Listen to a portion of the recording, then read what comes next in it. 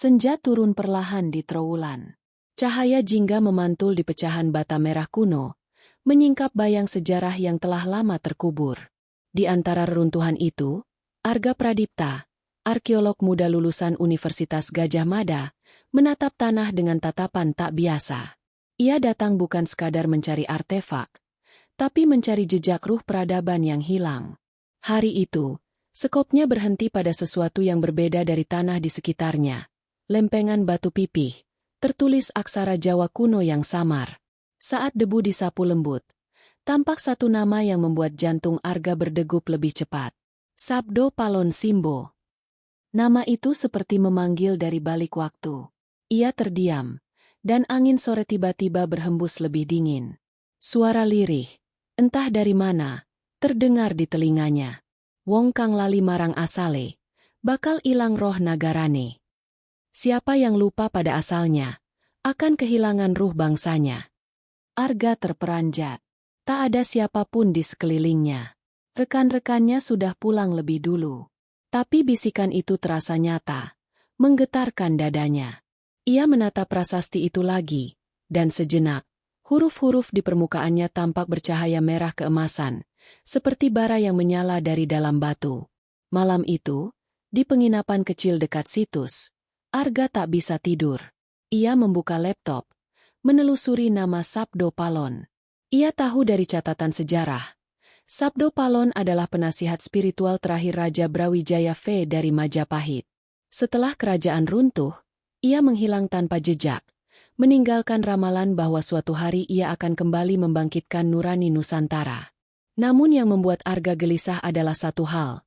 Pada prasasti yang ia temukan, di bawah nama Sabdo Palon, terukir satu kata lain, Simbo. Tak ada catatan sejarah yang menyebut istilah itu. Arga menduga itu adalah gelar atau nama rahasia, tapi hatinya berkata lain. Seolah ada makna yang jauh lebih dalam. Saat tengah malam, listrik di penginapan mendadak padam. Gelap total. Dalam kegelapan itu, Arga melihat bayangan samar di cermin. Bayangan mengenakan ikat kepala dan jubah hitam, menatap balik dengan mata menyala lembut. Kowe sing nemu, kudu ngerti. Iki dudu kebetulan. Kau yang menemukan, harus mengerti. Ini bukan kebetulan. Bayangan itu lenyap ketika lampu kembali menyala. Arga terengah, keringat dingin menetes di pelipisnya. Tapi di atas meja, batu prasasti yang tadi ia simpan kini retak di bagian tengahnya, menampakkan lambang matahari bersinar di atas lautan ombak, simbol yang belum pernah ia lihat di naskah manapun. Keesokan paginya, ia menemui Pak Wiryo, juru kunci situs Trowulan yang sudah tua namun masih tajam matanya. Ketika Arga menunjukkan batu itu, Pak Wiryo terdiam lama.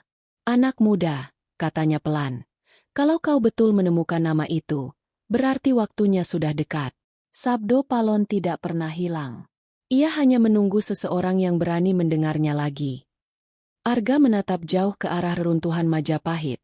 Perasaan asing menyelinap dalam dirinya. Ia belum tahu apa yang menantinya, tapi satu hal pasti, perjalanan ini bukan sekadar tentang sejarah. Ini tentang roh yang belum selesai menuturkan kisahnya. Pagi itu, kabut tipis menggantung di atas reruntuhan Candi Tikus, salah satu situs terpenting di Trowulan. Embun masih menempel di batu bata merah yang basah, sementara kicauan burung bersahutan dari pepohonan bambu di kejauhan. Arga Pradipta berdiri di tepi kolam pemandian suci itu, memandangi pantulan dirinya di air yang tenang. Di balik tenang itu, ada sesuatu yang bergolak, seperti bisikan halus dari masa lalu yang menunggu untuk disingkap. Ia membawa prasasti batu kecil yang semalam membuatnya tak bisa tidur. Retakan di tengahnya kini terlihat semakin jelas, dan dari celah itu muncul serpihan kristal berwarna kehijauan.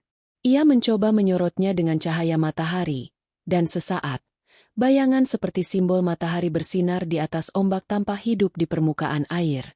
Arga merasa ngeri dan kagum bersamaan. Ia tahu, ini bukan sekadar batu peninggalan sejarah. Ini jendela menuju sesuatu yang jauh lebih tua dari Majapahit sendiri. Ketika ia menunduk lebih dekat ke air, tiba-tiba sebuah suara perempuan terdengar di belakangnya. Jangan terlalu lama menatapnya. Cermin air bisa membuka lebih dari yang siap kau lihat. Arga tersentak dan menoleh. Di sana berdiri seorang perempuan muda, mengenakan kain lurik abu-abu dan selendang putih di bahunya. Rambutnya digelung rapi, wajahnya teduh namun matanya tajam, seolah menyimpan sesuatu yang lebih tua dari usia tubuhnya. "Aku Sekar," katanya tenang. "Penjaga situs ini." Arga mengerutkan kening. "Penjaga? Saya kira semua penjaga di sini pegawai balai arkeologi." Sekar tersenyum samar. "Bukan penjaga seperti itu. Aku penjaga yang ditugaskan oleh mereka yang dulu membangun tempat ini." Arga terdiam. Entah kenapa, meski ucapannya terdengar aneh, ia merasa tidak bisa meragukannya. Angin berembus, daun bambu bergemerisik, dan udara di sekitar mereka terasa berubah. Seperti ada lapisan dunia lain yang terbuka sedikit demi sedikit. Sekar berjalan ke arah kolam dan menatap air dalam-dalam. "Kau menemukan nama itu, bukan?" sabdo Palon. Arga menatapnya heran. "Kau tahu? Semua yang ditakdirkan untuk terjaga akan mengetahuinya," jawabnya. "Tapi kau membawa juga nama lain yang sudah lama hilang, Simbo." Ia kemudian mengangkat tangannya dan mengusap permukaan air. Riak halus muncul, membentuk gambar samar. Bayangan kota kuno dengan menara tinggi dan aliran sungai yang berkilau keemasan di bawah cahaya matahari. Arga menatap takjub. Ia seperti melihat Majapahit yang hidup kembali, lengkap dengan rakyat yang berjalan di pasar, para brahmana yang bermeditasi, dan prajurit yang berjaga di gerbang besar. "Ini," Arga berbisik, "Majapahit?" "Ya," Sekar menjawab lirih. "Tapi bukan Majapahit yang dicatat di buku sejarah. Ini Majapahit yang tersimpan di lapisan halus dunia, tempat roh dan niat para leluhur masih bernaung." Ia memandang Arga dengan sorot mata dalam. "Dan Sabdo Palon adalah penjaga pintunya. Ia meninggalkan pesan, agar ketika zaman gelap tiba, seseorang dengan darah pencari kebenaran akan menemukan jalannya." Arga terdiam. Suara Sekar terasa seperti gema dari dalam dirinya sendiri.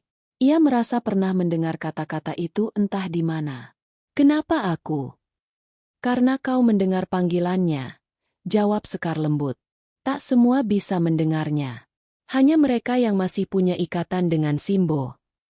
Sekar lalu berjongkok, mengambil segenggam air dari kolam, dan meneteskan di atas prasasti batu yang dibawa Arga.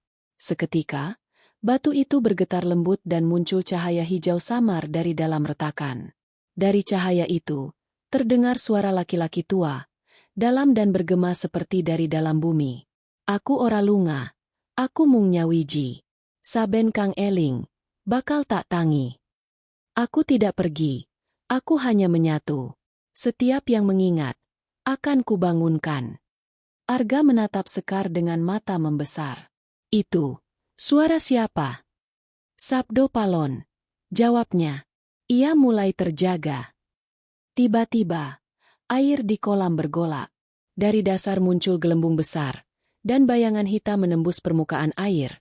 Wujud manusia tanpa wajah, mengenakan pakaian kerajaan kuno. Arga mundur ketakutan, tapi Sekar tetap diam, menunduk hormat. "Itu salah satu Simbo," katanya pelan. "Penjaga pintu pertama. Ia takkan menyakitimu, kecuali jika kau ragu." Arga menahan napas. Bayangan itu menatapnya, atau seolah menatap, lalu perlahan tenggelam kembali ke dasar air. Kolam menjadi tenang lagi, tapi hawa di sekitarnya berubah dingin. Sekar berdiri, menatap langit yang mulai mendung. "Ini baru awalnya. Arga, kau sudah membuka pintu. Dan setiap pintu yang terbuka, pasti menuntut balasan." Hujan pertama musim itu turun, menyapu debu di atas batu bata kuno. Arga menggenggam prasasti erat-erat, sementara Sekar berjalan perlahan ke arah gerbang candi. Dalam gemuruh hujan, Arga mendengar satu kalimat terakhir dari arah Sekar yang mulai menghilang di kabut. "Jika kau ingin tahu siapa dirimu sebenarnya, pergilah ke alas Purwo. Di sanalah Sabdo Palon menunggu kelahiran Simbo terakhir." 3 hari setelah pertemuannya dengan Sekar di Candi Tikus, Arga Pradipta menjejakkan kaki di pesisir selatan Banyuwangi. Angin laut membawa aroma asin dan lembab, sementara debur ombak menumbuk karang seolah memberi salam. Di hadapannya membentang gerbang kayu tua bertuliskan, Taman Nasional Alas Purwo. Namun bagi Arga, tempat itu lebih dari sekadar hutan lindung. Ia tahu, di balik pepohonan jati tua dan sunyi itu, tersembunyi sesuatu yang tak dicatat peta manusia. Ia masih mengingat kata-kata Sekar sebelum menghilang dalam kabut. Di sanalah Sabdo Palon menunggu kelahiran Simbo terakhir. Perjalanan ke dalam hutan dimulai saat matahari baru naik. Jalan tanah becek, udara lembab, dan suara serangga membentuk irama yang ganjil. Arga berjalan sendirian, membawa tas kecil berisi catatan, peta tua Majapahit, dan prasasti batu yang kini diselimuti kain putih. Setiap kali ia melangkah lebih jauh, suasana sekitarnya terasa menekan, seolah hutan ini menyadari kehadirannya. Burung-burung yang tadi bernyanyi mendadak diam. Angin berhenti. Suara detak jantungnya terdengar jelas. Lalu, dari kejauhan, muncul kabut tipis di antara batang pohon. Kabut itu tidak bergerak seperti kabut biasa. Ia melingkar, membentuk pola melingkar seperti pusaran. Arga berhenti, dan dari dalam pusaran itu, perlahan muncul sosok perempuan berbalut kain abu-abu. Sekar, kau datang juga, katanya lembut. Suaranya bergema aneh seolah datang dari banyak arah. Arga menarik napas lega. Aku kira kau tidak perlu berkata apapun. Di sini, waktu berjalan berbeda. Apa yang kau lihat bukan aku yang sama seperti di Candi Tikus. Mereka berjalan bersama menyusuri jalur kecil di antara pohon jati besar. Sinar matahari menembus sela daun, membentuk cahaya seperti benang emas di udara.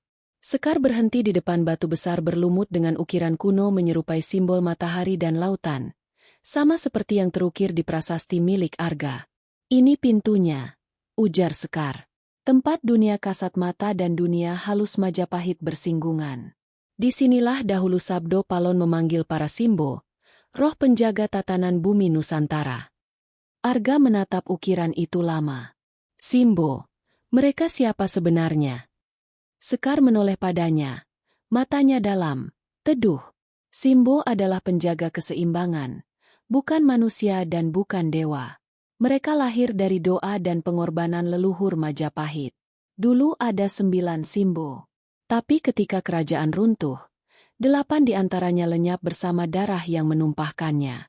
Hanya satu yang tersisa, dan Sabdo Palon mengikatnya dalam janji, agar kelak terlahir kembali dalam tubuh manusia. Tubuh manusia. Arga menelan ludah. Dan kau yakin aku? Sekar mengangguk pelan. Kau bukan hanya menemukan prasasti itu, Arga. Kau membangunkannya. Hanya Simbo terakhir yang bisa melakukannya. Arga menatap tangannya gemetar. Ia ingin menolak, tapi sesuatu di dalam dirinya bergetar setiap kali mendengar nama Simbo. Seolah kata itu membuka pintu ingatan yang telah dikunci berabad-abad. Sekar mendekat dan menyentuh dadanya dengan ujung jarinya. Tutup matamu. Dengar suara bumi. Arga menurut. Begitu matanya tertutup, seluruh hutan seolah bernafas.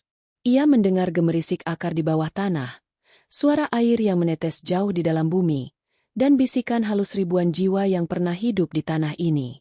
Suara itu kemudian berubah menjadi satu suara laki-laki tua, dalam, berat, namun penuh welas asih. Anak tanah, darah yang terpilih. Aku Sabdo Palon, panggilanmu telah sampai. Bangunlah dari tidur zaman. 9 yang dulu bersatu kini tinggal 1. Jagalah nur bangsa ini, sebelum gelap menutup langit. Arga terkejut dan membuka mata. Dunia di sekitarnya berubah. Pohon-pohon jati tampak berkilau seperti kristal, udara bergetar lembut, dan di hadapannya berdiri sosok berjubah hitam dengan wajah bersinar keemasan. Sekar menunduk dalam-dalam. Sang Sabdo, bisiknya. Sosok itu menatap Arga dengan mata yang penuh cahaya.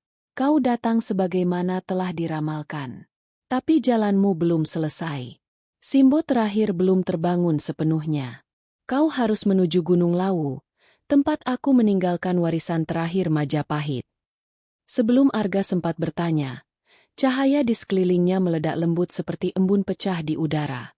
Sekar menggenggam tangannya kuat-kuat, menuntunnya mundur.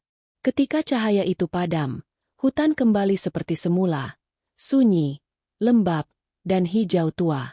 Arga terduduk lemas, dadanya berdegup keras. Apa yang barusan terjadi? Sekar tersenyum samar.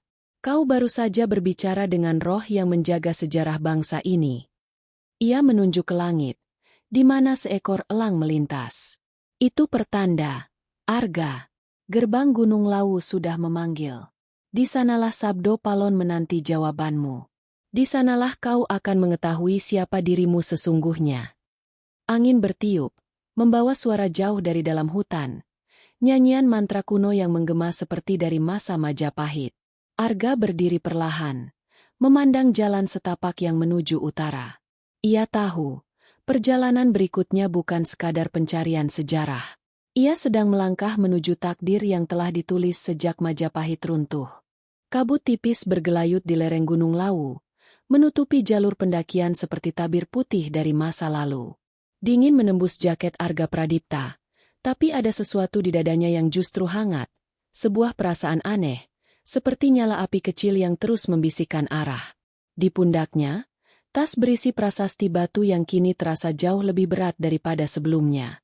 Bukan karena bobotnya, melainkan karena rahasia yang mulai ia pahami. Sekar berjalan di depan, langkahnya ringan namun pasti. Kain luriknya bergoyang tertiup angin gunung, sementara selendang putihnya sesekali berputar seperti kabut yang hidup. Di ketinggian 1000 meter, mereka berhenti di dekat petilasan kaki Lawu, tempat yang disebut orang sebagai Gerbang Sabda, area yang tak banyak dikunjungi pendaki, tersembunyi di balik jalur lama yang sudah ditutup oleh warga sekitar. Sekar menatap Arga. Kau siap? Arga menarik napas panjang. Aku bahkan tidak tahu harus siap untuk apa. Untuk melihat apa yang tak terlihat manusia biasa, jawab Sekar singkat. Ia mengeluarkan kantong kecil berisi abu dan menaburkannya di tanah. Abu itu berputar pelan, membentuk lingkaran, lalu bersinar redup kehijauan. Letakkan prasasti itu di tengah lingkaran, ucapnya. Arga menuruti. Begitu batu menyentuh tanah, udara di sekitar mereka bergetar. Dari retakan batu, cahaya merembes keluar, membentuk huruf-huruf kuno yang melayang di udara, tersusun menjadi kalimat dalam bahasa Jawa kuno. Sekar berlutut dan membaca lirih. Sang Sabdo Palon ngandika, yen tan ana sing eling, bakal ilang tanah lan roh Nuswantara. Sabdo Palon bersabda, bila tak ada yang mengingat, maka tanah dan roh Nusantara akan lenyap. Huruf-huruf itu berputar cepat, membentuk pusaran cahaya, lalu menembus dada Arga. Ia terhuyung, matanya memutih sesaat, dan suara dari dalam pusaran bergema di pikirannya, bukan lagi bahasa manusia, tapi nada-nada tua yang menggetarkan jiwa. Ia melihat kilasan-kilasan. Majapahit yang megah, istana berlapis batu merah, bendera bergambar matahari emas, dan di singgasana tertinggi, seorang raja tua duduk diam, dikelilingi 9 sosok berjubah putih. Salah satu di antara mereka, berjanggut panjang dan bermata tajam, berdiri di hadapan raja itu. Paduka, katanya, zaman akan berputar. Jika Dharma dilupakan, aku akan kembali dalam sabda. Arga terjaga kembali, terengah, cahaya menghilang, menyisakan udara hangat dan aroma dupa yang samar. Sekar menatapnya penuh cemas. Kau melihatnya, bukan? Arga mengangguk pelan. Aku melihat Majapahit hidup. Aku melihat Sabdo Palon berbicara dengan Raja Brawijaya. Tapi ada 9 sosok di sekitarnya. Itu para Simbo, kan? Sekar tersenyum samar. Ya, mereka 9 penjaga tatanan Majapahit. Ketika kerajaan jatuh, mereka tidak lenyap, hanya berubah bentuk, menjadi kesadaran yang tersebar di bumi Nusantara. Kau adalah warisan ke-9, yang terakhir. Arga menatap kedua tangannya. Di bawah kulitnya, urat-uratnya tampak berpendar lembut, seperti ada cahaya yang mencoba keluar. Ia merasa takut, tapi juga damai. Kenapa aku? Aku bukan siapa-siapa. Sekar memandang jauh ke puncak Lawu, di mana awan menggulung seperti naga tidur. Karena darah dan ingatan kadang tidak diwariskan lewat keluarga, tapi lewat tugas jiwa. Mereka berdua duduk diam beberapa saat. Angin gunung berembus membawa bunyi gamelan samar dari kejauhan. Suara yang tidak mungkin berasal dari dunia nyata. Nada-nadanya pelan, menenangkan, tapi juga penuh rindu.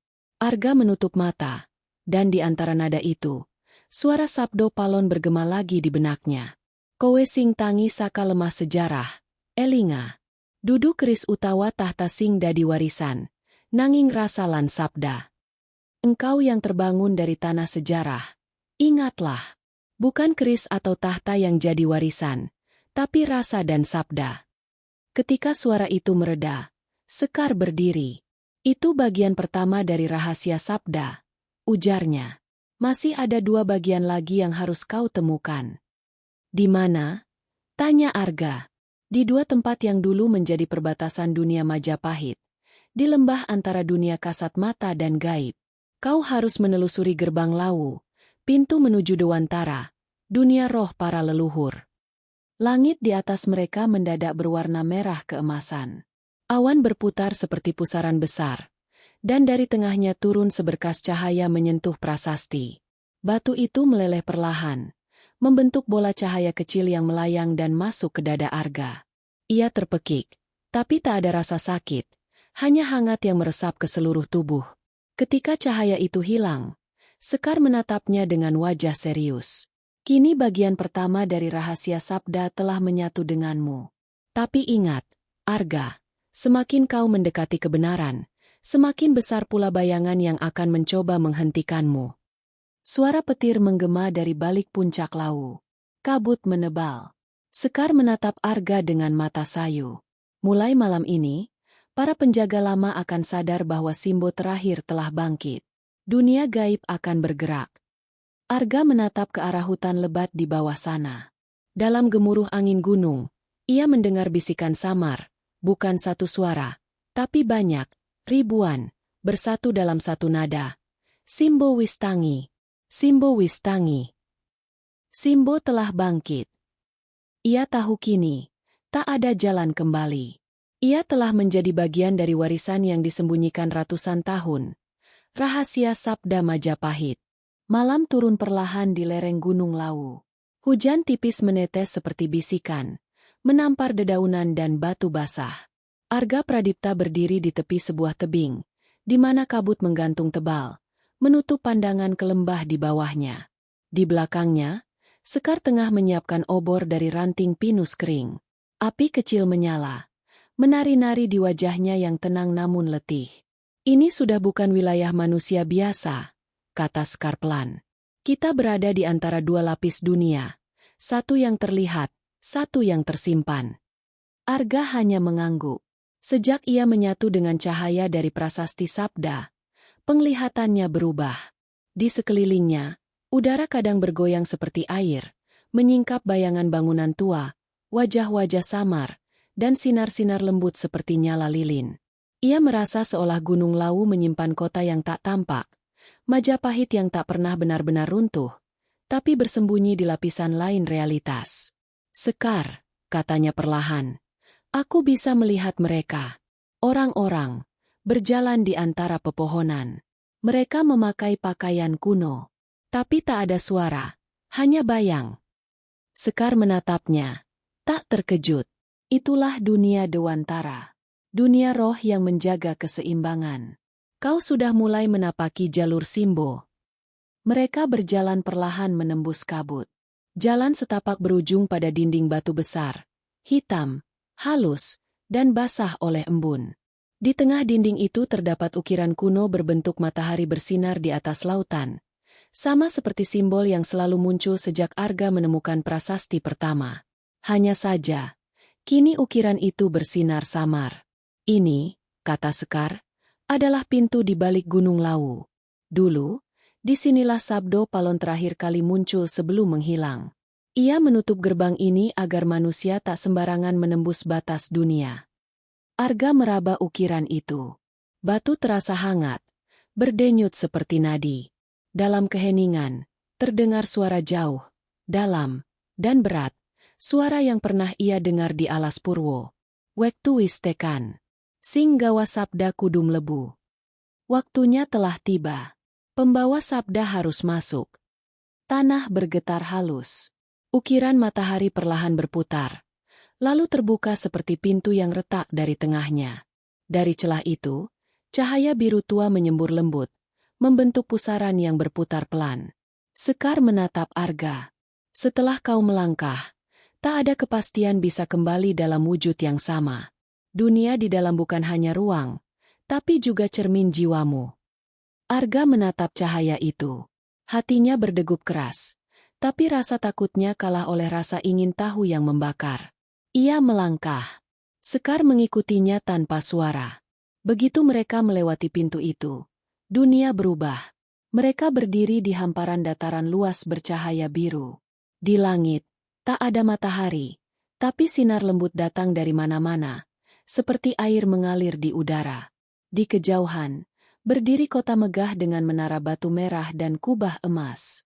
Suara gamelan mengalun pelan, dan aroma dupa menenangkan jiwa. Arga mengenali tempat itu dari penglihatannya sebelumnya, Majapahit dalam bentuk roh. Namun kota itu sepi. Tak ada manusia, hanya bayang-bayang. Ia mendengar suara langkah, lalu muncul seorang lelaki tua berjubah putih dengan mata menatap dalam. Di dahinya ada simbol matahari yang sama. Selamat datang, pewaris sabda, katanya. Aku Empu Reksanagara, penjaga gerbang Majapahit halus. Arga membungkuk hormat. Aku datang mencari bagian kedua dari rahasia sabda. Empu itu tersenyum. Rahasia kedua bukan benda, melainkan pengetahuan. Dengarkan baik-baik. Ia mengangkat tongkatnya, dan seketika tanah di sekitar mereka berubah menjadi hamparan air bening. Di dalam air itu, tampak wajah-wajah manusia dari berbagai zaman. Petani, pelaut, pejuang, hingga raja. Majapahit tidak runtuh, ujar Empu Reksanagara. Ia berubah menjadi kesadaran bangsa. Sabdo Palon memecah jiwanya menjadi 9 bagian, menyebarkannya agar Nusantara tidak kehilangan cahaya. Arga menatap air itu, matanya berkaca-kaca. Ia melihat sekilas dirinya sendiri, berdiri di antara bayangan para leluhur. Kalau begitu, kau adalah Simbo ke-9, pembawa rasa, yang menjaga agar bangsa ini tak kehilangan jati dirinya meski wujudnya berubah. Suara gamelan berubah menjadi keras, bergetar seperti guntur. Langit biru retak, dan dari baliknya muncul bayangan besar berwarna hitam pekat, menyerupai manusia dengan sayap asap. Sekar berteriak, Arga, hati-hati, itu Bayangkala, penjaga kegelapan yang bangkit jika gerbang dibuka. Empu Reksanagara menancapkan tongkatnya ke tanah, menahan makhluk itu. Pergilah, Simbo. Rahasia ketiga menunggumu di gerbang Nusantara. Jika kau bertahan di sini, semua akan lenyap. Cahaya dari tongkat itu menyelubungi Arga dan Sekar, mendorong mereka ke pusaran cahaya di balik langit. Arga sempat melihat Empu Reksanagara tersenyum sebelum semuanya larut. Dunia berputar cepat, lalu gelap. Ketika ia membuka mata, mereka sudah kembali di dunia nyata, di puncak Lawu, menjelang subuh. Sekar berlutut, napasnya berat. Di tangannya, kini tergenggam potongan kecil batu biru, berdenyut seperti jantung. Ini, tanda rahasia kedua telah diberikan, katanya lemah. Arga memandang ke arah timur, tempat langit mulai memerah. Ia tahu satu hal pasti, perjalanan belum berakhir. Di balik cahaya mentari yang terbit, gerbang Nusantara sudah menunggu, dan di sanalah rahasia terakhir Sabdo Palon akan terungkap. Subuh di puncak Gunung Lawu selalu menghadirkan keheningan yang sukar dijelaskan, seolah waktu berhenti sejenak di antara kabut dan cahaya pertama matahari. Namun pagi itu berbeda. Langit timur terbakar jingga darah, dan di antara kabut tipis, udara bergetar lembut seperti seruling tak terlihat sedang memainkan lagu purba. Arga Pradipta berdiri mematung di batu besar. Tubuhnya masih lemah setelah perjalanan menembus pintu Lawu. Di tangan Sekar, batu biru yang mereka bawa dari dunia halus masih berdenyut pelan, seperti jantung kedua bumi. Rahasia kedua telah diberikan, kata Sekar dengan suara pelan tapi pasti. Namun agar rahasia terakhir terungkap, kau harus bertemu dengan Sang Sabdo sendiri. Arga menatapnya. Dia masih hidup. Sekar tersenyum samar. Tidak dengan cara yang kau pahami. Ia hidup di lapisan sabda, dunia yang hanya bisa diakses lewat getaran batin, bukan jasad. Ia menunjuk ke arah lembah, di mana kabut menumpuk seperti lautan putih.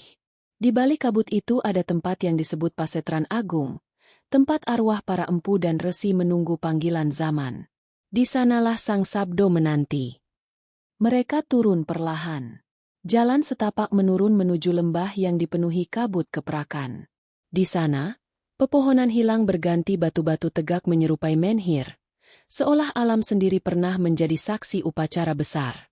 Di tengah-tengah dataran itu berdiri pintu batu melengkung, dipenuhi aksara kuno yang berpendar lembut. Ketika Arga menyentuhnya, huruf-huruf itu berubah menjadi bisikan di telinganya. Sapa sing eling, bakal katon. Sapa sing ora, bakal ilang. Yang ingat akan melihat, yang lupa akan hilang. Arga menutup mata, menarik napas dalam. Suara detak jantungnya menyatu dengan getaran bumi. Ia melangkah melewati pintu, dan seketika dunia di sekelilingnya berubah menjadi ruang tanpa batas. Langit merah keemasan, lantai berkilau seperti air, dan di tengahnya berdiri seorang lelaki tua berjubah hitam dengan tongkat kayu nagasari. Rambutnya panjang memutih. Matanya bersinar lembut namun dalam seperti samudra. Ketika ia berbicara, suaranya menggema dari segala arah. Arga Pradipta, katanya, pewaris rasa dan penjaga sabda. Aku Sabdo Palon, sang abdi yang tak mati. Arga berlutut spontan, tubuhnya gemetar. Aku hanya seorang manusia biasa. Sang Sabdo tersenyum. Semua Simbo pernah menjadi manusia biasa sebelum mereka diingat. Ia berjalan mendekat, tongkatnya menyentuh tanah, dan dari sana muncul pusaran cahaya menampilkan adegan masa lampau. Majapahit di puncak kejayaannya, istana penuh cahaya, rakyat hidup makmur, dan di tengahnya, Sabdo Palon berdiri di sisi Raja Brawijaya. Tapi di langit Majapahit tampak bayang kelam, tanda keruntuhan yang datang dari perpecahan batin bangsanya sendiri. Majapahit tidak hancur karena musuh, ujar Sabdo Palon pelan. Ia hancur karena lupa pada asalnya. Dan sejak saat itu, aku berjanji, ketika bumi Nusantara hampir kehilangan nurani, aku akan kembali, bukan dengan tubuh, tapi lewat mereka yang mampu mendengar sabdaku. Arga menatap cahaya itu. Dadanya bergetar. Jadi semua ini tentang kebangkitan bangsa. Lebih dari itu, jawab Sabdo Palon. Tentang kesadaran. Kau membawa rahasia pertama, eling marang asale, ingatlah asalmu. Rahasia kedua, nyawiji karo jagat, bersatulah dengan alam. Dan yang ketiga, yang terakhir, adalah ngajap rasa tanpa pamrih, memahami bahwa menjaga bangsa bukan untuk diri, tapi untuk semua makhluk. Ia menatap langsung ke mata Arga, dan dunia di sekitar mereka bergetar hebat. Sekar, yang berdiri di belakang, menunduk dalam. Sabdo Palon, katanya dengan hormat. Apakah waktunya sudah tiba? Ya, jawab Sang Sabdo. Gerbang Nusantara akan terbuka. Tapi sebelum itu, Simbo terakhir harus memilih. Menjadi jembatan antara dunia lama dan baru, atau menghilang bersama masa lalu. Angin bertiup kencang, membawa ribuan partikel cahaya mengelilingi Arga. Setiap cahaya berisi bayangan. Prajurit, petani, guru, anak-anak, bahkan mereka yang mati di medan perang. Semua wajah itu menatapnya, seolah menunggu keputusan. Arga terengah. Aku tak tahu apakah aku cukup kuat. Sabdo Palon mengangkat tangannya dan menyentuh dada Arga. Kekuatan bukan soal tubuh, tapi niat. Saat manusia sadar akan jati dirinya, bahkan sabda pun tunduk padanya. Cahaya menyelubungi mereka berdua. Arga merasakan ribuan suara berbicara serempak di kepalanya. Bukan suara asing, melainkan gema hati seluruh anak negeri. Ia mendengar nyanyian laut, desiran hutan, doa di surau, kidung di pura, dan seruan penjaga tanah dari berbagai penjuru Nusantara. Semua menyatu, menjadi satu kalimat. Rasa iki dudu kagunganmu piyambak. Iki dudu suaramu. Iki suarane tanah iki. Rasa ini bukan milikmu. Ini bukan suaramu. Ini suara tanah ini. Ketika cahaya mereda, Sabdo Palon menatapnya dengan sorot lembut penuh harap. Sekarang kau tahu kenapa aku tidak mati. Aku hidup di dalam mereka yang mengingat. Di dalam tanah yang tak pernah berhenti memberi. Arga berlutut. Air mata menetes di pipinya. Apa yang harus kulakukan sekarang? Bawa sabda ini kembali ke dunia manusia. Tapi hati-hati, Arga. Ada mereka yang tak ingin cahaya lama kembali. Dunia modern menolak yang tak bisa diukur. Ia melangkah mundur. Tubuhnya mulai berpendar. Pergilah ke gerbang Nusantara. Di sanalah kau akan diuji. Apakah sabda ini akan menjadi kebangkitan, atau justru kutukan baru? Sebelum menghilang sepenuhnya, Sabdo Palon menatap Sekar terakhir kali. Dan engkau, Sekar, penjaga gerbang rasa, temani dia sampai akhir. Kau bagian dari janji yang sama. Cahaya meledak lembut, dan dunia kembali menjadi kabut. Arga terjatuh, napasnya tersengal, tapi di dadanya kini berdenyut 3 cahaya kecil, simbol rahasia sabda Majapahit. Sekar memapahnya berdiri. Dia memberimu semua yang dimilikinya, bisik Sekar.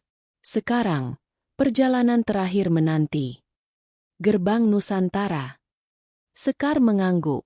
Ya, dan di sanalah, Arga, kau akan tahu apakah warisan Majapahit masih hidup, atau hanya tinggal legenda. Di balik kabut lawu, matahari muncul perlahan, menyalakan langit dengan warna keemasan. Di dalam sinar itu, seolah bayangan Sabdo Palon masih berdiri, tersenyum, lalu lenyap bersama cahaya pagi. Langit sore di lereng selatan Gunung Lawu berwarna merah tembaga. Angin membawa aroma tanah basah bercampur asap dupa dari kuil-kuil kecil yang tersembunyi di sela hutan. Arga Pradipta berjalan perlahan menuruni jalan batu tua bersama Sekar. Langkah mereka berat tapi mantap. Sejak pertemuan dengan Sabdo Palon di Pasetran Agung, tubuh Arga berubah, bukan secara kasat mata, tapi dari dalam. Setiap kali ia memejamkan mata, ia mendengar suara-suara dari tanah, dari sungai, dari pepohonan. Kadang berupa kidung, kadang berupa jeritan. Dunia seperti bernafas bersamanya. Sekar memperhatikan wajah Arga yang pucat. Kau mulai mendengar semuanya, bukan? Arga mengangguk lemah. Ya. Tapi bukan hanya suara alam. Aku juga mendengar bisikan yang gelap. Mereka menyebut diri mereka Simbo Sing Ilang, Simbo yang terlupakan. Sekar terdiam. Matanya menatap jauh ke arah lembah. Mereka adalah bagian dari sabda yang gagal disatukan. Dulu, ketika Sabdo Palon memecah jiwanya menjadi 9 cahaya, tidak semua berhasil menjaga kesucian niat. Ada satu bagian yang tersesat, menolak cahaya dan memilih bayangan. Bagian ke-9, tanya Arga. Ya, jawab Sekar lirih. Simbo yang terlupakan. Ia pernah menjadi penjaga rasa, tapi berubah menjadi penghapus ingatan. Dialah yang membuat manusia lupa pada jati dirinya. Langit mendung semakin pekat, dan dari kejauhan terdengar gemuruh halus seperti langkah kaki raksasa. Sekar mempercepat langkah. Tapi Arga berhenti. Matanya menatap celah kabut yang bergolak, seolah sesuatu tengah menembus batas antara dunia kasat dan gaib. Dari pusaran kabut itu muncul sosok berjubah hitam dengan wajah yang tak jelas. Hanya mata merah membara di balik bayangan. Suaranya serak, namun dalam dan menekan. Arga Pradipta, katanya, kau membawa sabda yang seharusnya telah padam. Apa hakmu membangunkannya kembali? Arga menggenggam batu biru di dadanya. Aku tidak membangunkannya. Aku hanya mengembalikan apa yang hilang. Sosok itu tertawa dingin. Kau tak tahu apa yang kau bawa. Sabda Palon memecah dirinya karena takut akan kekuatan sendiri. Aku bagian dari kesadarannya yang menolak tunduk. Aku adalah bayang sabda, dan aku ingin yang seharusnya menjadi milikku, tubuhmu. Kabut berubah menjadi pusaran hitam. Sekar menjerit, menarik Arga mundur, Tapi bayangan itu bergerak cepat, menyusup ke dalam dada Arga seperti asap. Dunia berputar. Arga terjatuh, matanya membelalak, dan tubuhnya menggigil hebat. Dalam pikirannya, ia terlempar ke ruang gelap tanpa dasar. Di sana, berdiri dirinya sendiri, tapi dengan mata merah seperti bara, tersenyum miring. Aku adalah kau yang menolak tanggung jawab, suara itu bergema. Aku adalah rasa takutmu menjadi lebih dari manusia. Arga berusaha melawan, tapi setiap langkah yang ia ambil membuat bayangan itu semakin besar. Ia teringat kata-kata Sabdo Palon, kekuatan bukan soal tubuh, tapi niat. Maka ia menutup mata, menenangkan diri, dan berkata dalam hati, aku bukan pemilik sabda ini. Aku hanya penjaganya. Sekejap, cahaya biru dari batu di dadanya menyala terang, menembus gelap. Bayangan itu menjerit, terbelah dua, dan menghilang menjadi abu yang terbawa angin. Ketika Arga membuka mata, ia sudah kembali di dunia nyata. Sekar menatapnya. Wajahnya basah oleh air mata. Kau berhasil menahannya, tapi dia belum sepenuhnya hilang. Arga mengangguk. Aku tahu, sebagian dari dirinya masih ada di dalamku. Mungkin itu takdirku, membawa cahaya dan bayang sekaligus. Mereka melanjutkan perjalanan hingga tiba di sebuah lembah luas yang dikelilingi sungai kecil. Di sana berdiri reruntuhan candi yang nyaris ditelan lumut. Sekar berkata, inilah Candi Panataran kuno, tempat Simbo terakhir pernah disatukan. Dari sini, gerbang Nusantara bisa dibuka. Arga berdiri di tengah reruntuhan itu. Ia meletakkan 3 batu bercahaya, merah, biru, dan kuning, di atas altar batu. Ketiganya bergetar, mengeluarkan sinar yang membentuk pusaran di udara. Dari pusaran itu terdengar suara-suara ribuan tahun yang lalu, seperti doa para leluhur yang bangkit dari tanah. Sapa Kang Eling, bakal nguripi sabda iki. Sapa Kang Lali, bakal ilang ing jaman. Siapa yang ingat akan menghidupkan sabda ini?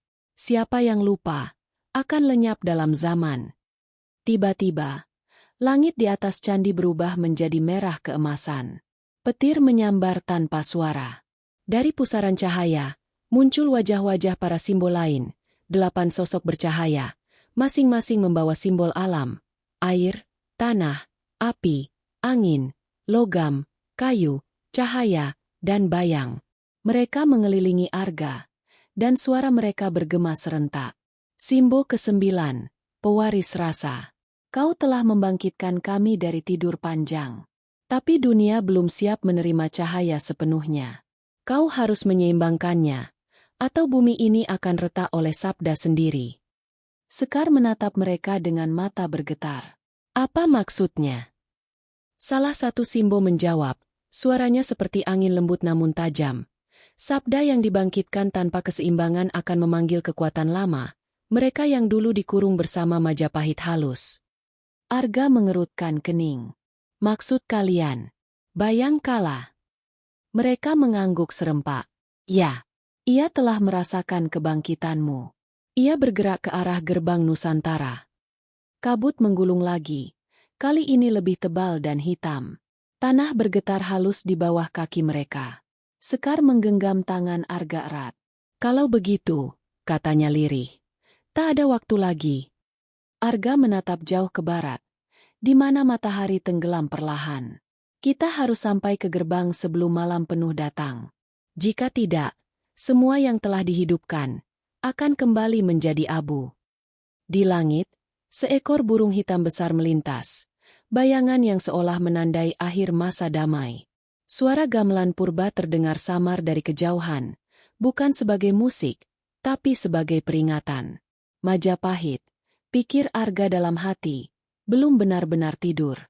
Tapi untuk membangunkannya sepenuhnya, ia harus menghadapi bayang-bayang terakhir dari masa lalu, di gerbang yang menanti di ujung dunia. Langit malam di atas Candi Panataran kuno berpendar merah tua, seolah bara di balik awan sedang bernapas. Angin berdesir berat, membawa aroma logam dan tanah basah yang baru tersentuh petir. Arga Pradipta berdiri di tengah altar batu, tubuhnya dikelilingi lingkaran sinar dari 3 batu sabda, merah, biru, dan kuning, yang kini berputar pelan mengitari dirinya. Di sebelahnya, Sekar memegangi kitab kulit kayu yang ditemukan di kaki patung raksasa. Di dalamnya terukir peta tua dengan tanda berbentuk matahari dan 9 lingkaran, bersambung garis menuju sebuah titik di tengah lautan. Itulah gerbang Nusantara, bisik Sekar. Pusat pertemuan 9 sabda. Di sana dunia manusia dan dunia roh menyatu. Arga memandangi peta itu dengan pandangan kosong. Di dalam pikirannya, gema pertemuan dengan Sabdo Palon masih menggema. Kau akan diuji. Cahaya tanpa bayang adalah kesombongan. Bayang tanpa cahaya adalah kehancuran. Kalimat itu berputar terus, menembus kesadarannya seperti mantra. Ia tahu ujian itu tak lama lagi akan datang. Perjalanan menuju gerbang bukan sekadar perjalanan fisik. Mereka harus menembus ruang dan waktu, melintasi lapisan kesadaran yang memisahkan dunia manusia dan dunia leluhur. Saat ketiga batu sabda disatukan di atas altar, tanah di bawah mereka mulai bergetar lembut. Dari celah bebatuan memancar sinar emas yang membentuk jalur cahaya memanjang ke arah barat daya. Sekar menatapnya kagum. Jalur sabda terbuka. Dan kita harus mengikutinya, balas Arga, menegakkan tubuhnya. Apapun yang menunggu di ujungnya. Mereka melangkah ke dalam sinar itu, dan seketika dunia di sekitar mereka berubah. Candi Panataran lenyap, berganti lautan luas berkilau seperti kaca. Di langit, 9 matahari kecil berputar membentuk lingkaran, dan di tengah laut itu berdiri menara batu merah yang menjulang ke langit, gerbang Nusantara. Menara itu tak dibangun oleh tangan manusia. Permukaannya hidup, berpola seperti nadi yang berdenyut, seolah seluruh struktur itu adalah makhluk yang bernapas. Di puncaknya, tampak pusaran cahaya biru dan emas saling bertabrakan seperti badai yang tak berujung. Sekar berbisik, "Inikah tempat semua sabda bersatu?" Arga mengangguk, "Dan mungkin juga tempat semuanya berakhir." Mereka menaiki undakan batu yang licin. Setiap langkah terasa berat seperti berjalan melawan arus waktu. Suara gamelan purba menggema samar dari kejauhan, bukan musik indah, melainkan peringatan. Nada-nada yang naik turun seperti napas bumi sendiri. Ketika mereka sampai di puncak, Arga berdiri di depan pusaran cahaya. Batu sabda di dadanya bergetar kuat. Ia merasakan panas, dingin, dan hampa sekaligus. Di dalam pusaran itu, bayangan wajah Sabdo Palon muncul samar, lalu disusul bayangan 8 simbol lain. Mereka melingkar mengelilinginya, masing-masing memegang nyala simbolik dari elemen mereka. Arga Pradipta, suara mereka menggema serempak. Kau telah menempuh 7 lapis sabda dan menanggung bayangannya. Kini saatnya menutup lingkaran. Dunia membutuhkan keseimbangan, bukan kebangkitan semata. Arga menunduk, menatap pusaran itu. Apa yang harus kulakukan? Masuklah, jawab mereka.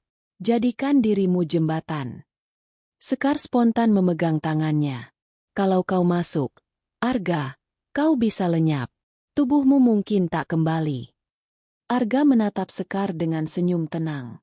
Aku sudah lenyap sejak pertama kali mendengar suara di alas Purwo. Yang tersisa sekarang hanya niat.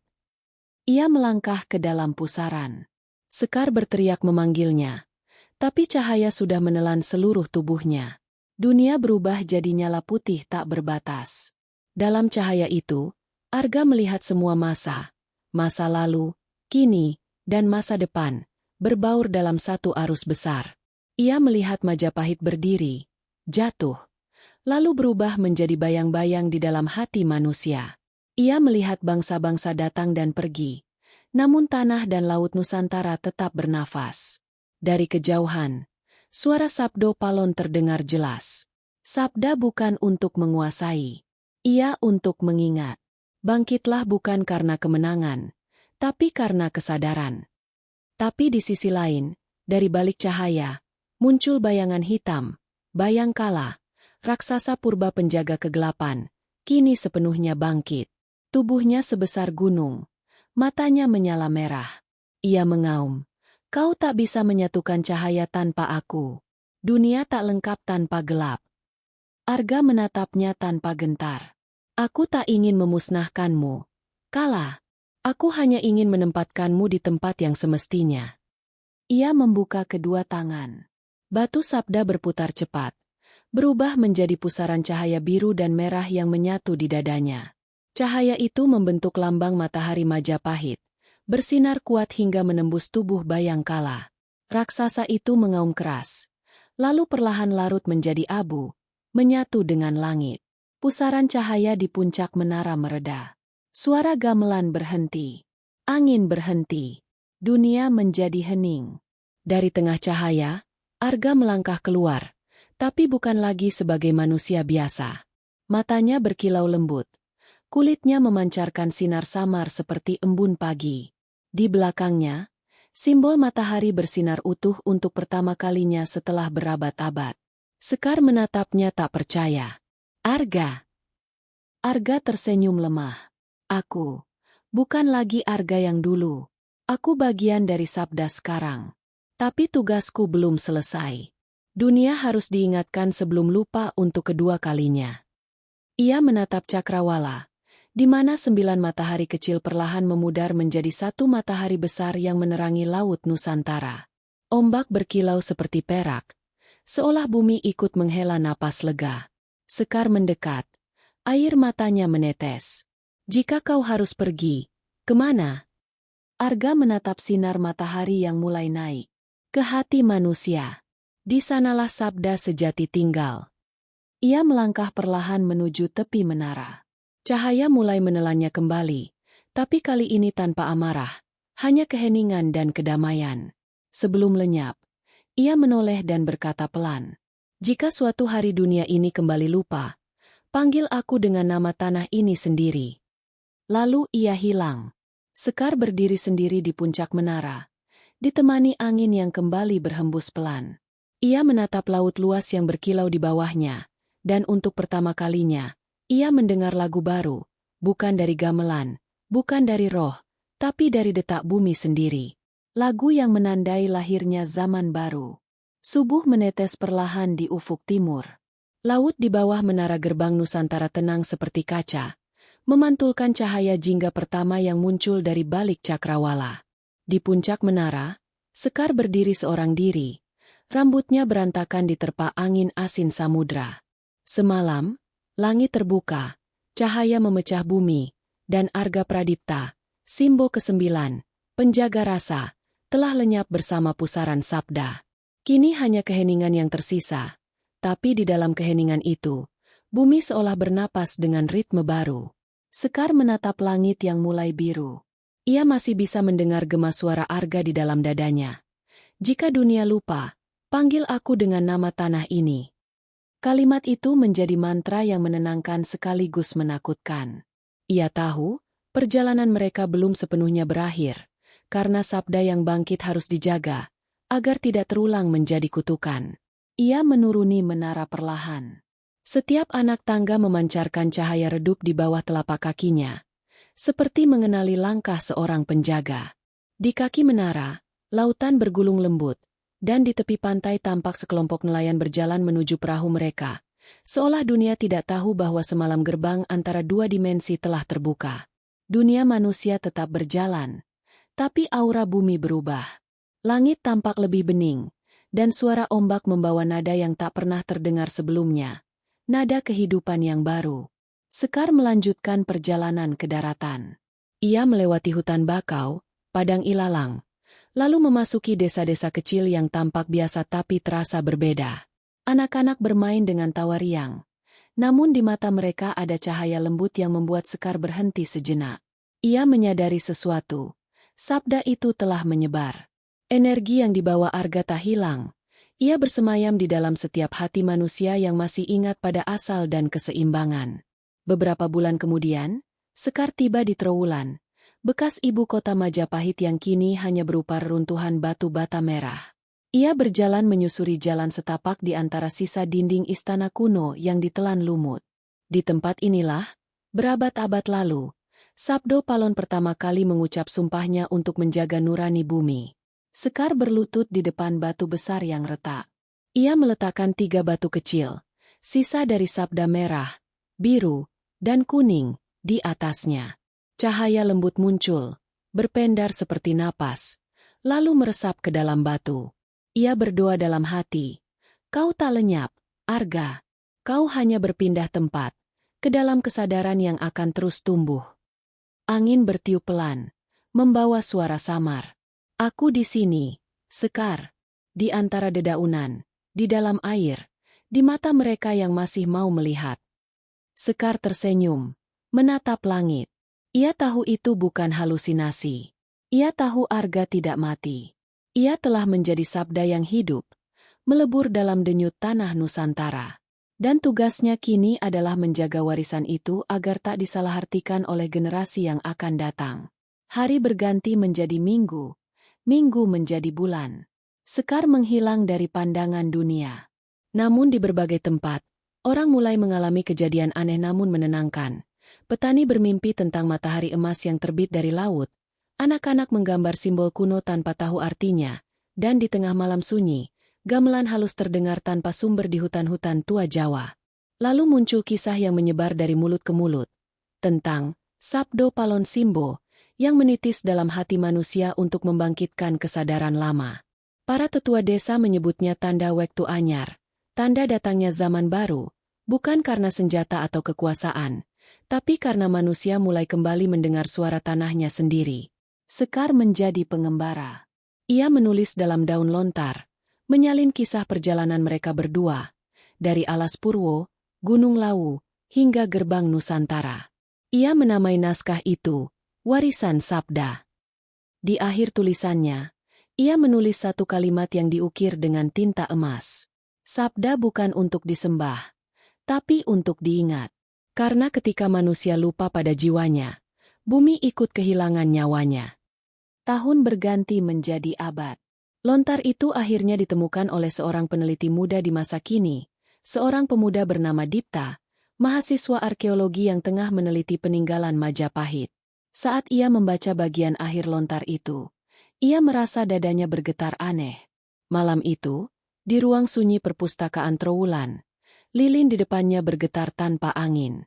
Dari dinding, suara halus berbisik, "Lingo, anak tanah, cahaya iku ora tau mati. Ingatlah, anak bumi, cahaya itu tidak pernah mati." Dipta terdiam. Ia menatap simbol matahari kecil di sudut lontar, lalu tersenyum samar. "Arga Pradipta," katanya pelan, seperti nama itu muncul begitu saja di dalam pikirannya. Di luar, angin bertiup membawa aroma dupa dan bunga Kamboja. Bulan purnama naik perlahan, dan di langit, bayangan samar seorang lelaki berjubah putih berdiri di atas laut, menatap ke arah timur. Wajahnya tenang, matanya bercahaya lembut. Bukan bayangan menakutkan, melainkan penanda bahwa Sabdo Palon tidak pernah pergi, hanya berganti wajah, berganti nama, berganti zaman.